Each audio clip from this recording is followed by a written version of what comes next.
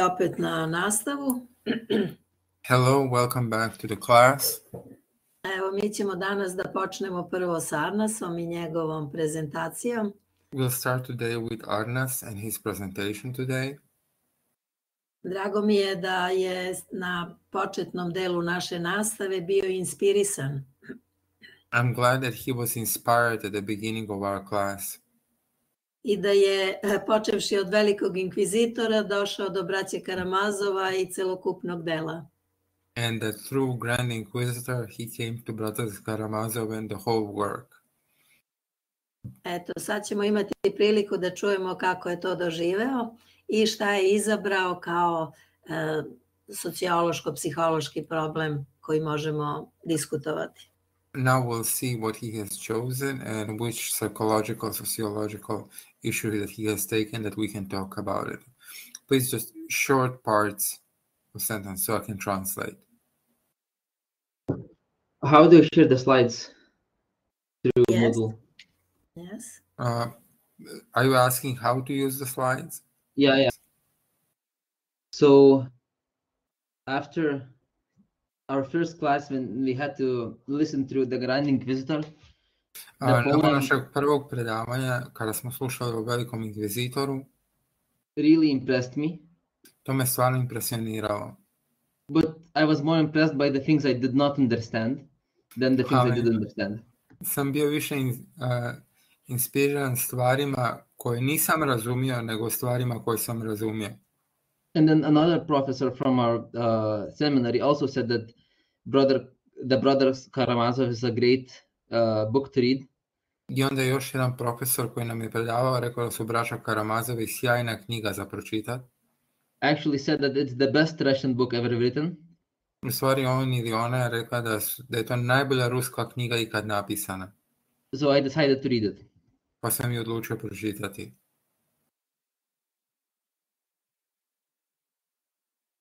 I'm trying to change the slides, but why is it not working? Okay. So I'll start from, can you see the slide? Yes. Okay. I'll start by talking about book description and start from the author. Ja ću početi sa opisom knjige i počet ću sa autorom. So the author's full name is Fyodor Mikhaylovich Dostoyevsky. Znači, puno ime autora je Fyodor Mikhaylovich Dostoyevsky. As you can see, he lived in 19th century. Kao što vidite, živio u 19. stoljeću. He was born in Moscow and died in St. Petersburg. Živio je u Moskvu, preminuo je u Sankt Petersburgu.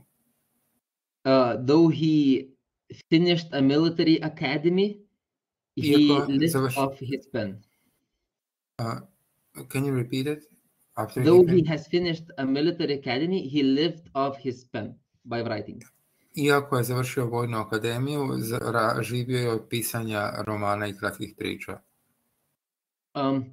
You might know about other authors who lived in 19th century Russia. Možda znate neke druge autori koji su živjeli u Rusiji u 19. stoljeću. For example, Tolstoy. Na primjer, Leo Tolstoy. The big background difference between Tolstoy and Dostoevsky.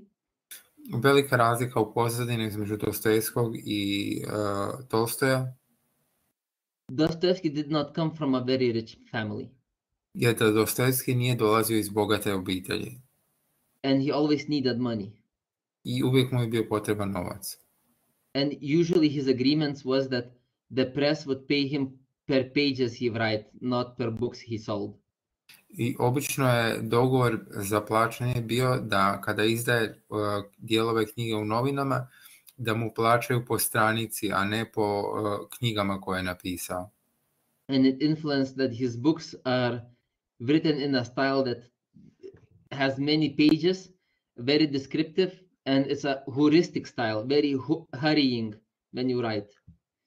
I to je utjecalo na to da njegove novele imaju puno stranica, puno deskriptivnog opisa i da je njegov naš stil pisanja žuran. Uvijek žuri.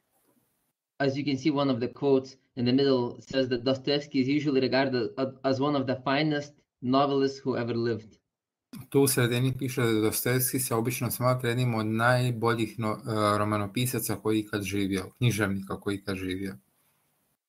I haven't read that many books that I could say that that's true. Nisam pročitao toliko knjiga da mogu potvrditi da je to istina. But by far this book that I've read of his is a masterpiece. Ali ova knjiga koju sam pročitao od njega, Braća Karamazovi, je remek djelo. Can you see my mouse? Jel vidite moj miš? Okay, so here I will tell you his short biography. Kratko ću vam ispričati njegovu biografiju. He started his life as a traditional or conservative, having conservative views. On je na početku svog života imao tradicionalne konzervativne poglede. As I said, he didn't come from a very rich family, but his father was a nobleman. Iako sam rekao da nije došao iz bogate obitelji, njegov tata je bio plemić. And when he was 25 years old, Dostoevsky became famous because he published his first novel. Sa 25 godina je postao poznat javnosti jer je izdao svoj prvi roman. It's called Biedni ljudi or The Poor Folks. Roman se zove Siromasi. And after he became famous in St. Petersburg, he was started to be invited into other circles. I nakon što je postao poznat u Sankt Petersburgu, bio je pozvan u različite kružoke. And he joined one socialist circle. I pridružio se jednom socijalističkom kružoku. And what is very interesting to understand that he did join that circle not because he really believed in communism, but because he really disliked serfdom. Važno je zamijetiti da on nije postao socijalist zato što je vjerovao u ideje komunizma, nego je bio protiv ideja feudalizma. Russia was still the only country in the world back then who still had serfdom. Rusija je bila jedina zemlja na svijetu u kojoj su seljaci radili na taj način da su bili ovisni o plemićima. Where villagers, peasants were like commodity of their noblemen. Seljaci su bili poput vlasništva plemića. What happened was that in I think in year in the 5th decade of 1800s. Negdje ono što se dogodilo negdje oko 1850. Tsar commanded to arrest all of the socialist circles and they started prosecution process. Car je zapovjedio da se uhapse svi socijalisti i počeo je njihov progon. And Dostoevsky also got in trial for his socialistic participation. I Dostojevski je također morao ići pred sud zbog svojih socijalističkih uvjerenja. And what happened then was all of them were punished by death penalty, by being shooted down. Ono što se desilo je da su svi bili osuđeni na smrt streljanjem. And at the moment that the guards stood to carry out the punishment and they were standing next to the wall. I u trenutku kad je Dostojevski stajao pred zidom, a stražari su imali napunjene puške i pripremali se da ga upucaju. As Dostoevsky himself says that he was sure that he is going to die. I kao što je sam Dostojevski rekao, bio je siguran da će da će umrijeti. There came a messenger 1 minute before the execution from Tsar who said that Tsar decided to exile them to Siberia instead of shooting them down. Ono što se desilo da 1 minutu prije nego što je bio streljan je stigla nova odluka od cara koji je rekao da ih je pomilovao od smrtne kazne i umjesto toga poslao ih u zatvorsku kaznu u Sibir. And as Encyclopedia Britannica wrote that one of the prisoners got permanently insane while the other prisoner wrote Crime and Punishment. I kao što piše u Encyclopediji Britannici, jedan od zatvorenika je poludio u tom okružju, dok je drugi napisao Zločin i kaznu. And I'm telling you this is important, not just because it's in biography. I ja vam to govorim jer je to važno, ne samo zato što je u biografiji. And what happened when Dostoevsky was 4 years or 5 years in Siberia was that he got a spiritual revival in his life. Ono što se desilo Dostojevskom nakon 4-5 godina u zatvoru, da je doživio duhovno probuđenje. And became a very strong believer in God. No longer a socialist. I nije više bio socijalist, nego je vjerovao u Boga. And I remember the very first lesson that we talked about Grand Inquisitor. I said that I cannot believe that Dostoevsky would be a Christian. Kada sam pročitao Velikog inkvizitora po prvi put, rekao sam ne mogu vjerovati da je Dostojevski bio kršćanin. And it was maybe because I had read his book Crime and Punishment before, and from that book it didn't really look that the author would be Christian. Možda je to zato što sam pročitao Zločin i kaznu prije Braće Karamazov, pa mi nije zvučalo kao da autor može biti kršćanin. Now I can say to you that I expect to meet and talk to Dostoevsky in heaven. A sada vam mogu reći da se nadam i vjerujem da ću pričati sa Dostojevskim u nebu. Okay, so he came back to his conservative beliefs after Siberia. I nakon izgnanstva u Sibiru vratio se svojim konzervativnim pogledima. And he remained conservative until his death. I ostaje konzervativac do smrti. So some specifics about his writing, as I said, it's very hurrying style. A specifičnosti njegovog stila pisanja su, kao što sam rekao, to je žurno pisanje.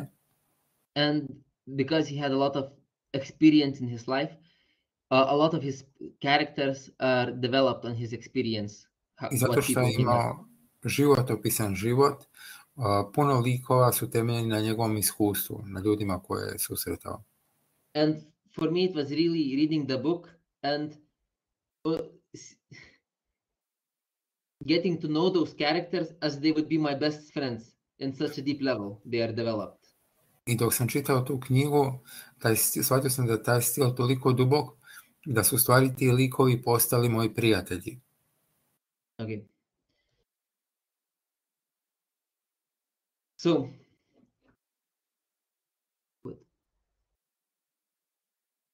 talking about the book and its aim. Govoreći o knjizi i njezinom cilju. This book was his final major novel that he wrote. Ta knjiga je posljednji veliki roman koji je napisao. He finished writing this book a year before his death. I završio je s pisanjem te knjige 1 godinu prije njegove smrti. And therefore this book is kind of a conclusion of Dostoevsky's life also, I would say. I na neki način rekao bih da je ta knjiga zaključak do života Dostojevskog. And he was able to present in this book his experiences living in Russia and Western Europe. I u toj knjizi je uspio izraziti svoja iskustva življenja u Rusiji i u zapadnoj Europi. The book focuses on theological and philosophical themes. Knjiga se usredotočuje na teološke i filozofske teme. I would also add that it focuses a lot on sociological themes. Ja bih rekao da se bavi sociološkim temama.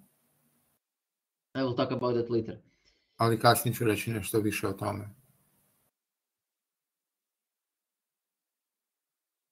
The edition of the book that I read, izdanje knjiga koje sam ja pročitao, you can see it's a Lithuanian title.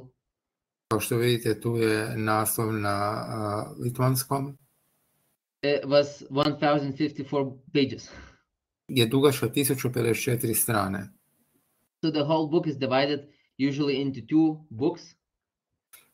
Ta knjiga je obično podijeljena u 2 sveska. And each of those 2 books are divided into 6 smaller books by the author. A svaka od ta 2 sveska je podijeljena na 12 kratkih skraćenih knjiga istog autora. What really stuck out to me Ono što mi je zapalo za oko was that around 600 pages of this book je da otprilike 600 strana ove knjige are about events that are happening in around 3 days time. govore o događajima koji su se desili u otprilike 3 dana. So the author goes and tells how one person is experiencing the events, then he goes to another person, and therefore he writes a lot of perspectives on the same events. Autor piše o tome kako je jedna osoba doživjela događaj, zatim druga osoba, tako da pokazuje različite perspektive o istim događajima. And then there's at the end the day of trial, and it's 200 pages on just that one day, what happened in that day. On trial. Yes, judge trial. I onda kada govori o suđenju, zato uzima 200 strana koje govore o tome što se dogodilo u jednom danu za vrijeme suđenja. Okay, let's go to the second part, book evaluation. Hajdemo na drugi dio, procjena knjige.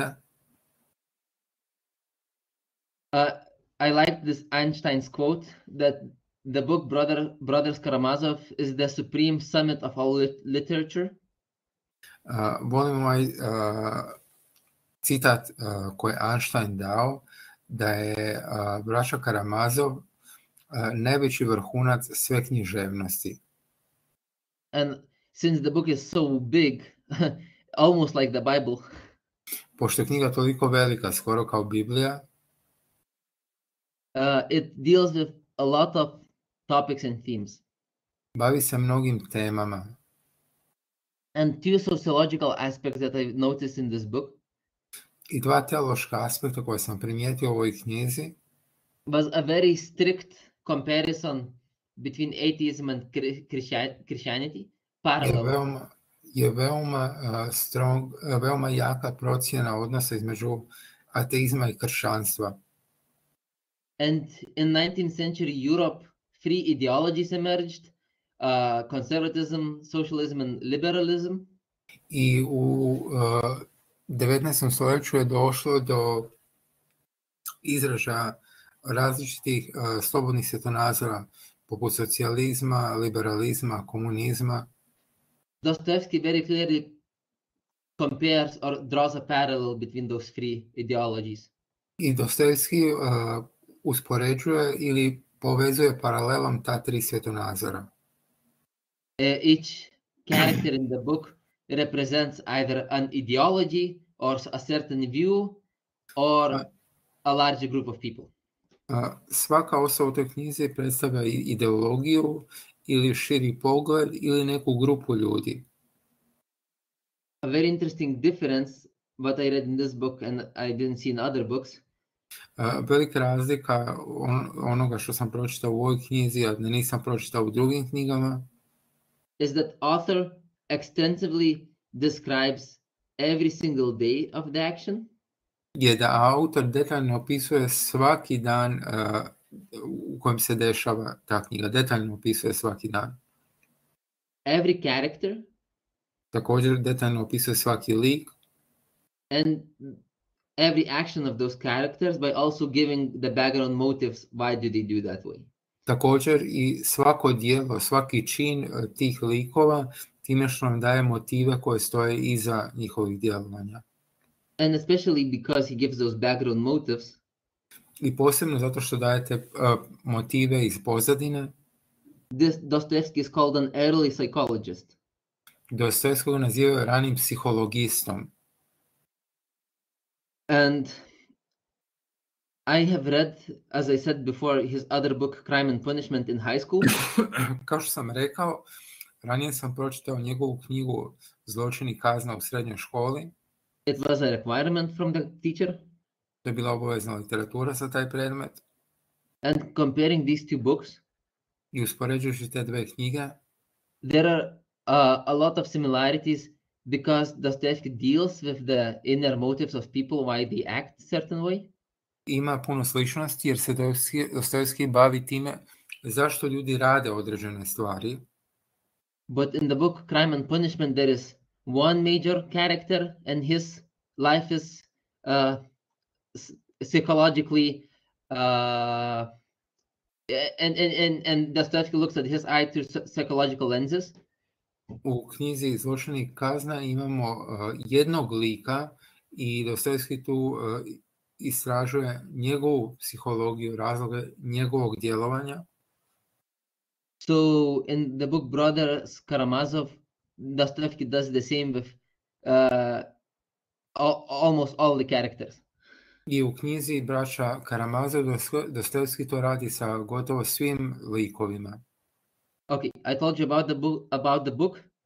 Rekao sam vam nešto o knjizi. I will tell you about the details, some, and then I'll go to the plot. Reću vam nešto o detaljima i onda ću vam reći nešto o narativu knjige. When Dostoevsky, as an author, speaks in this book, kad Dostojevski kao autor govori o ovoj knjizi, he takes a very interesting position. On zauzima veoma interesantan položaj. He writes the story as if he has heard it from somebody else. On tu priču piše kao da je čuo te događaje od nekoga drugoga. So, for example, if there is some detail that is not clear, na primjer, ako postoji nekav detalj koji nije jasan, he goes ahead and writes next to that, oh, I don't remember about this detail, I forgot about it. On, na primjer, napiše, ne sjećam se tog detalja i ide dalje. Or when there is the court scene, na primjer, imamo scenu u sudištu, na sudu. He writes as he himself sits in that court scene. On piše kao da je on tamo bio prisutan na tom događaju koji opisuje u sudu. What that does, it really plays with the reader's mind. I to se onda poigrava sa umom čitatelja. Into making this book look even more realistic, that events actually happened and everything is very true. I čini se da je knjiga time još realističnija, da izgleda kao da su se svi ti događaji doista dogodili. The book itself is written as a narrative. Knjiga kao cijelina je napisana kao narativ. And it has very easy to follow and read chapters. I veoma ju je lako slijediti i čitati. But descriptive to the smallest details. Ali je opisna do u najmanjih detalja. 3 pages can be spent on how a person is dressed. Na primjer, na 3 stranice se može opisivati samo kako je osoba obučena. But most chapters end with an intrigue, which can be only known in the next chapter. Ali većina poglavlja tih manjih dijelova završava sa intrigom. U stvari ne znamo šta će se dogoditi dok ne pročitamo sljedeće poglavlje. So it really feels like a modern TV series where you have a lot of episodes and you can't stop watching them. To je kao, na primjer, suvremene serije koje gledamo na televiziji i ne možete ih prestati gledati. And I read the first book in about a month. Prvu knjigu sam pročitao u nekih mjesec dana. But after I read the first book in about a month, ali nakon što sam pročitao prvu knjigu u mjesec dana, I read the second book in 6 days.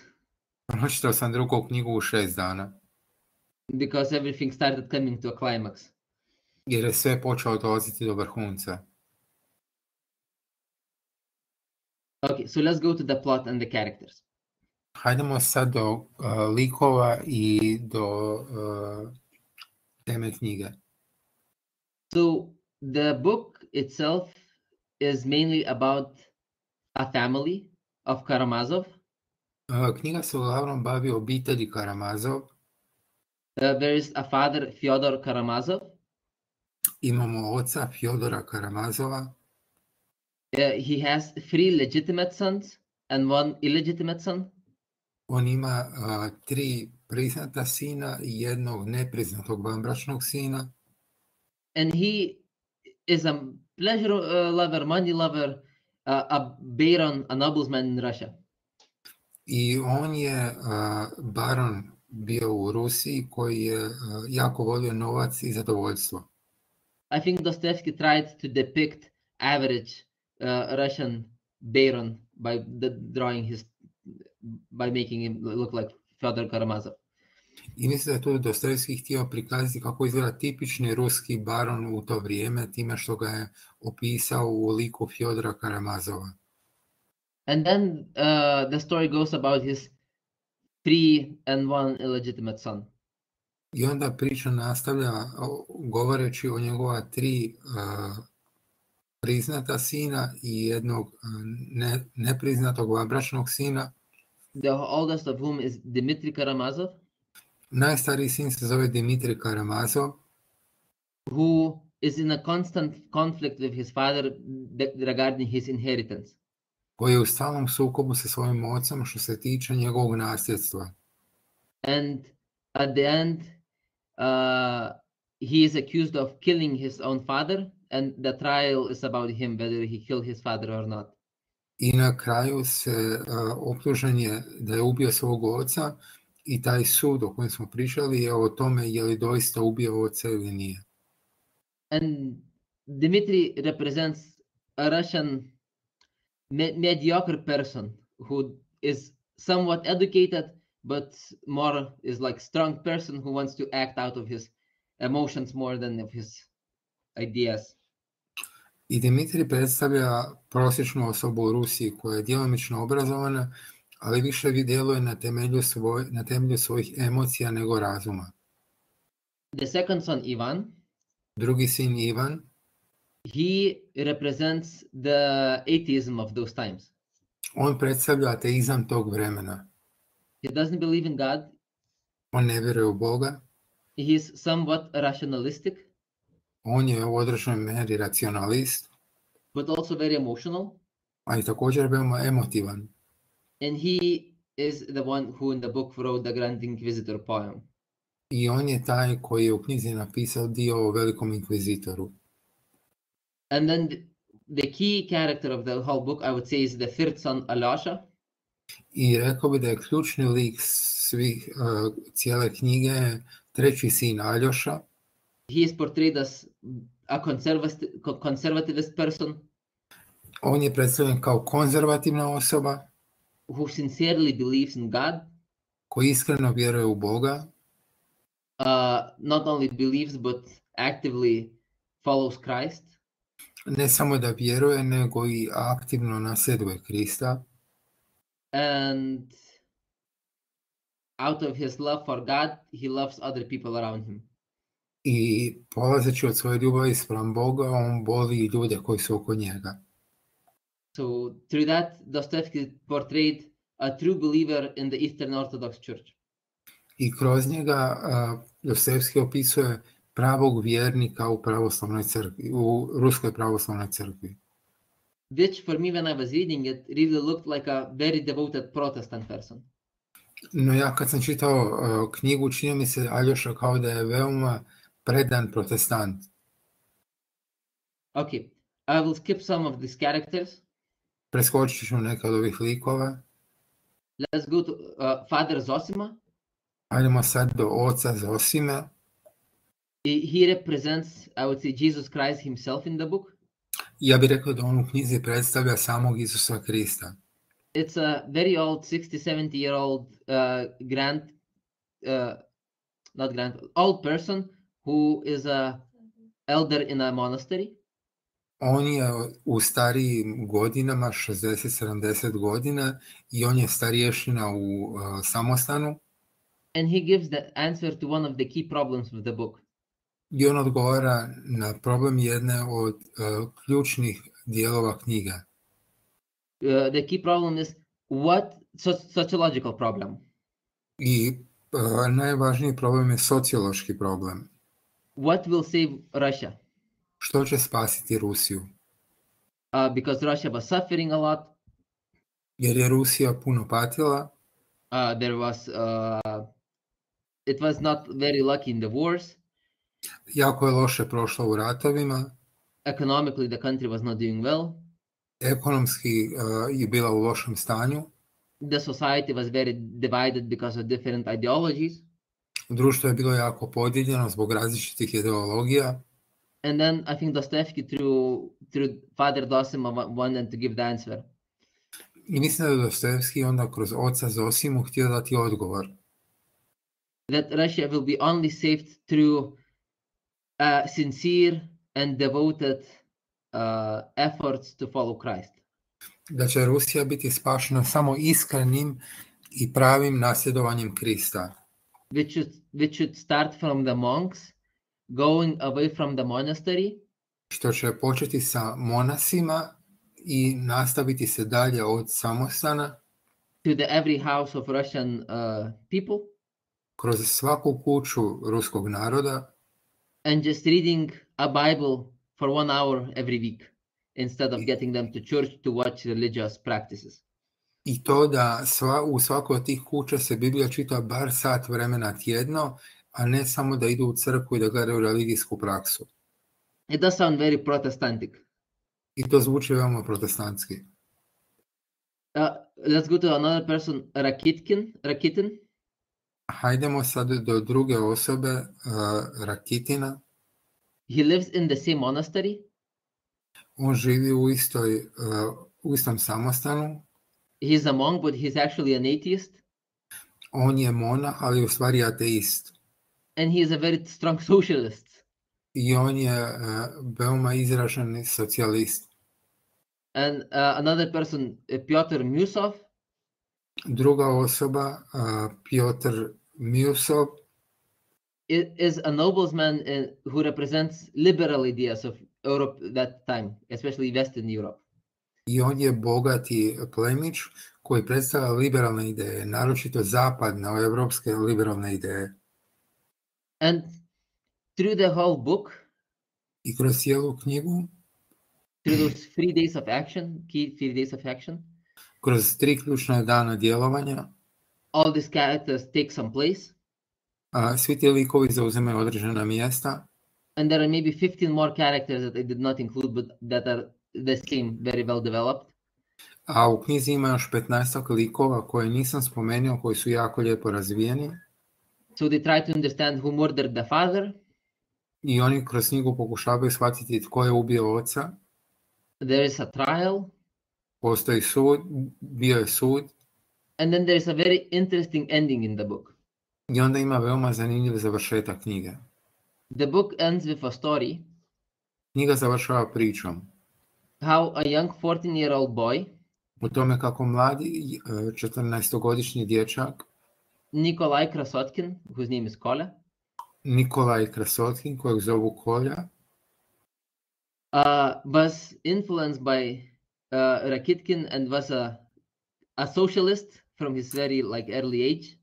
Koji je bio nadahnut Rakitinom i socijalizmom od malih nogu. But eventually he turns to Christianity because of influence of Alyosha. Ali se na kraju pod utjecajem Aljoša obraća na kršćanstvo. And it really looks like our author wanted to finish it with a socialist coming back to Christianity.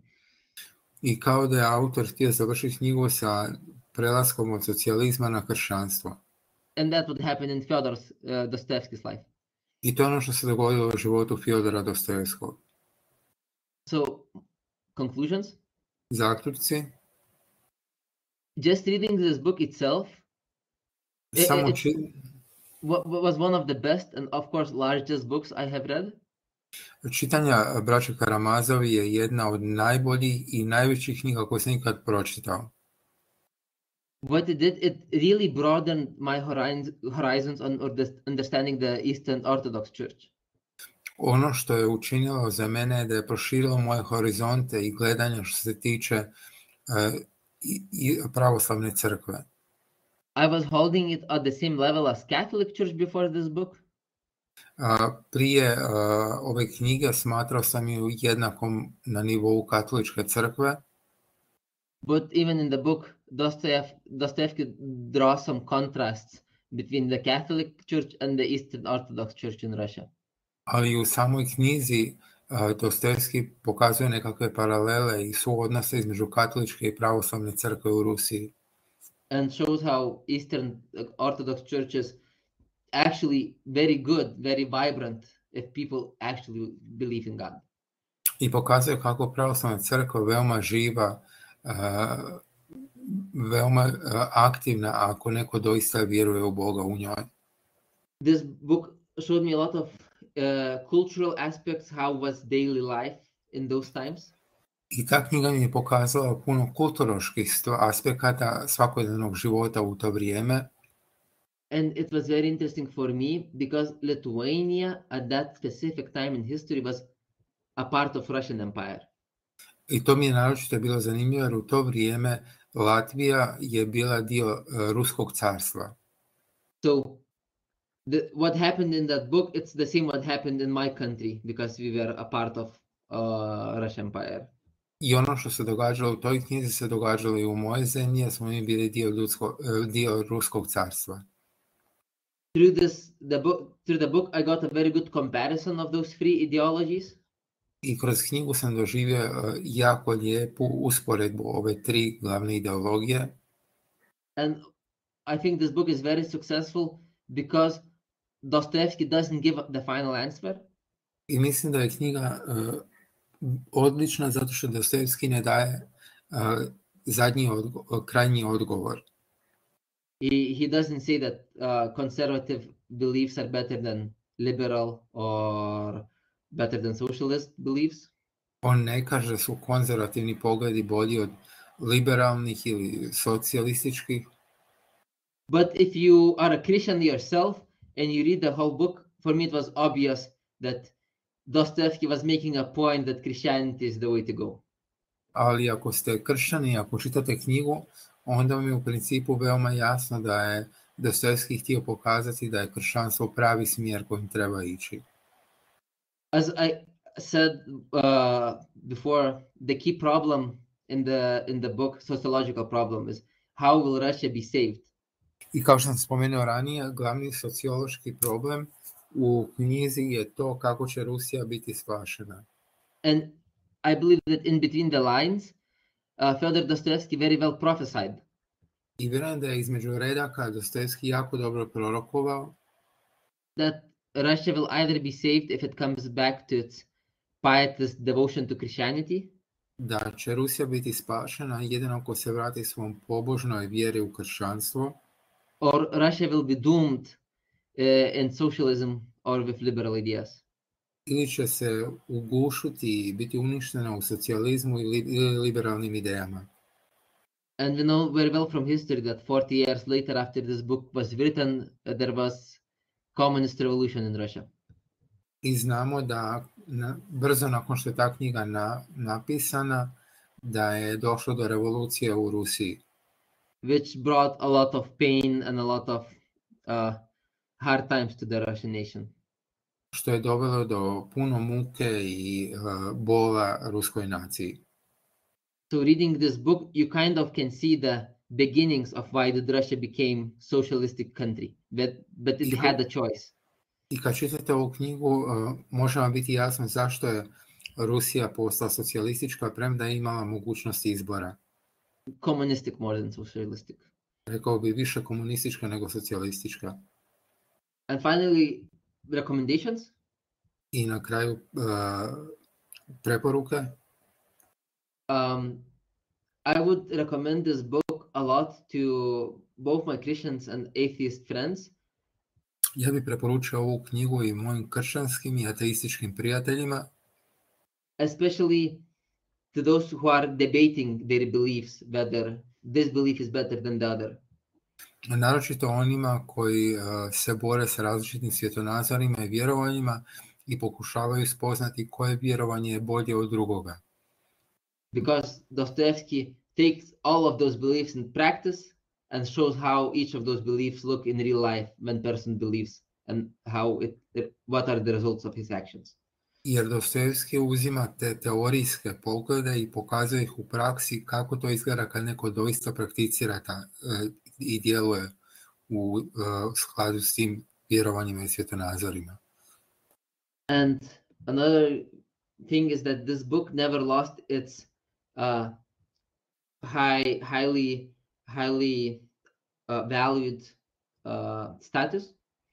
I druga stvar je da ta knjiga nikad nije izgubila svoj cijenjeni status. Since the book was written and till today there are a lot of critics of this book. Od kako je knjiga napisana do danas ima puno kritičara ove knjige. But most of the people conclude that this book is very relevant and that we should still read it nowadays, and I see the same. Ali većina kritičara vjeruje da je ta knjiga jako dobra i da je trebamo čitati i danas i ja se slažem s time. It dealt with modern society and now we live in postmodern society. Ona se bavila modernim društvom, mi sad živimo u postmodernom društvu. And it explains very well the modern society, so now we can understand better our postmodern society. I jako dobro opisuje moderno društvo, tako da mi možemo danas razumjeti naše postmoderno društvo. And lastly, I recommend this book to myself. I kao zadnja stvar, ja bi tu knjigu preporučio sebi. I definitely want to reread it and see how I will understand it in some years later. I vjerujem da ću u budućnosti ponovo pročitati i vidjet ću kako će utjecati na mene. So that was my experience.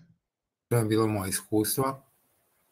Do you have any questions related to this book or the author that I could try answering? Je li imate pitanja u vezi ove knjige ili autora na koje mogu probati odgovoriti?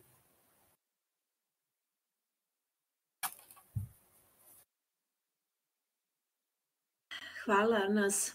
Odlično si prikazao knjigu, zaista. Thank you, Arnas. You did a great presentation of the book. I kroz lični doživljaj, brzinu čitanja, formu od biografije do zaključka, i to je fantastično da želiš da je ponovo čitaš, da bi video kako će ponovo delovati na tebe. Znači ti si se saživeo sa kompletnim svetom i porukom.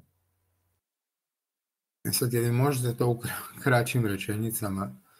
Da je knjiga delovala kao realno iskustvo. Professor Kuburić says that you did a great job presenting everything from biography of Dostoevsky to the book itself to the conclusion, and it's wonderful that you want to read it again. That means that you have actually lived with the book, that you understood it very personally. Da, eto vidite kako književnost i umetnost može doneti saznanje i spoznaju istine. You see how art and literature can bring about knowledge of truth and beauty. Da. Znači, Biblija i Braća Karamazovi. That means Bible and Bratya Karamazov.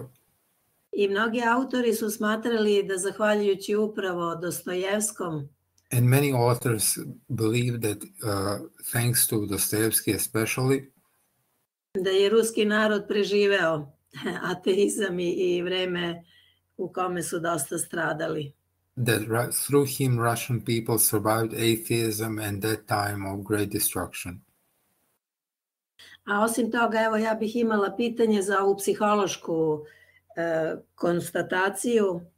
And beside that, I would have one question about your psychological what you said about psychology. Kada si čitao Zločin i kaznu i to što je bilo deo lektire, obavezno, svi smo to čitali tada. How you read Crime and Punishment as part of a mandatory reading list in a high school, and we all did read it in a high school. I koliko je važno pročitati i posljednju knjigu jednog autora i vidjeti kako je on sazrevao kroz prikazivanje života. And it's very important to read the last book of the author to see how he has grown and how he describes life at that age. Da, i sada eto imali bismo možda malo da po tome pričamo, osnovne vrednosti koje su se tu prikazale u knjizi. And we could also talk about basic values that were shown here in the book. Pitanje ljudske slobode. For instance, the question of human freedom. I ovo što si na kraju kazao da sam Dostojevski je ostavio čitaocu da sam donese odluku. And what you said at the end, that Dostoevsky at the end left the reader to the decision to the reader to decide for himself or herself. Da, ovako mi smo skloni da budemo dogmatski i da skoro nametnemo potrebu za istinom. And we are often dogmatic and feel a need to assert the truth very often. Eto, to je moj osvrt, a voljela bih ako ima još neko pitanje, možda Patricija, Dominika i tako. And that is my thinking about it.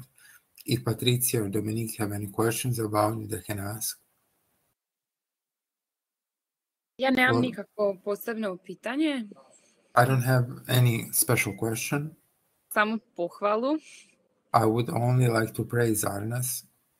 Jer, mislim, za odabir knjige, for the choice of the book, za samu prezentaciju, kao što je profesorica rekla, for the presentation itself, just like our professor said. Evo, ja iskreno kad gledam iz svoje perspektive, meni bi spriječio broj stranica da izaberemo ovu knjigu. Honestly speaking, looking from my perspective, when I would see the number of pages, I wouldn't choose this book. Tako da, Arnas, svaka čast. So Arnas, great job. Molim. I kako je to lepo čitati jednu knjigu u različitim životnim periodima. And it's wonderful to read one book in different periods of your life. I vidimo koliko smo se mi promenili. And then we can see how much we have changed. I kako sada razumemo stvari kroz neko lično iskustvo kroz koje smo prošli. And how we now understand the book through some personal experiences that we went through in our life. Da. I ja se sećam, mnogo sam čitala ruske pisce u adolescentnom periodu.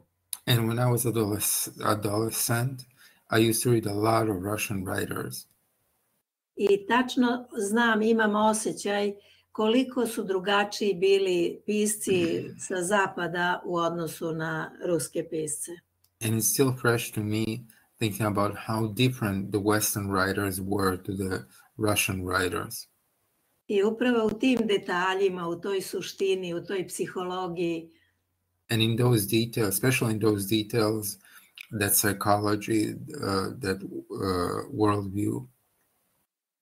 I kada vidimo sada ovo naše vreme, kada se čitaju samo SMS poruke, kada je sve to kondenzovano u nekom površnom predstavljanju života, vidimo koliko je to drugačije bilo. When we see our time with SMS messages and all the writing condensed to the smallest amount of time to read, we can see how it has changed. I ja bih jako voljela, ako dozvoliš, Arnas, da ovo, kako si ti prikazao, možemo pokazati i drugim studentima da bude javno. I would also like, Arnas, with your permission, to show what you have presented to other students so they have a chance to see it. I sent the presentation to your email. Kaže Arnas, poslao sam prezentaciju u vaš email. Just the slides or what you have said? The slides. On je poslao slajdove vama, ali ne ovo što je pričao. I still haven't written my book review. I will write it and I could send it also when I will finish it. Kaže Arnas, još nisam napisao osvrt na knjigu, ali kada napišem mogu poslati profesorici. I will send it. Ja bih voljela i to što budeš napisao, to što ćeš mi poslati, da objavimo u časopisu Religije i tolerancija. And I would love, when you send me your book review, to publish it in a journal, professional journal called Religion and Tolerance. Na engleskom, naravno. In English, of course. I have to know write good. Sad moram dobro napisati. Ne moraš da brineš za engleski, ima ko će to pročitati. Don't worry about English, there will be proofreaders, so don't concern yourself with that. Eto, fino. I inspirisao si i mene, ponovo ću uzeti da čitam, jer prošli put kad smo pričali o velikom inkvizitoru, njemu se često vraćam i svaki put on je meni ključna neka odrednica, granica u današnjem vreme. You have inspired me. I will read Bratya Karamazov again. As I mentioned before, I often return to Grand Inquisitor. He's kind of a borderline or the edge of what we live in now. Mhm. U vremenu koje sve više smanjuje ljudske slobode. We live at a time that diminishes more and more human freedoms.